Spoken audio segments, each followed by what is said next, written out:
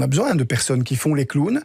Le problème, c'est que le bouffon a pris le pouvoir. Le bouffon, lui, s'introduit dans des rapports de domination par rapport aux autres. Il a pris le pouvoir, et donc, make America Great Again, ça ne veut pas dire rendre tous les autres petits par la dérision, par exemple.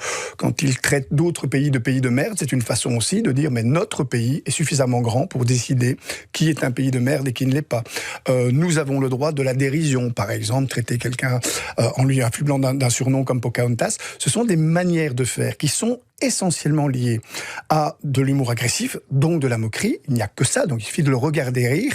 On voit que sa mâchoire est serrée. On n'a pas envie de rire avec lui, c'est pas un rire convivial du tout. C'est vraiment ce Kataguelan dont on parlait en début d'émission, qui, effectivement, a fédéré. Alors, le vrai point d'interrogation qu'on peut se poser, c'est pourquoi a-t-on voté pour un bouffon qui se déclarait bouffon ?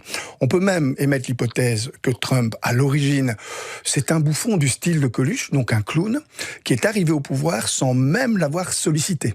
Mais là, on a effectivement une arène politique qui est devenue clairement un cirque, et les États-Unis sont très proches actuellement du cirque. C'est ça le problème d'ailleurs, c'est quand même un homme qui vient de la télévision, d'une émission de divertissement qui s'assume, qui est devenu célèbre en faisant rire, par la moquerie, par l'amodissement, en cassant les autres.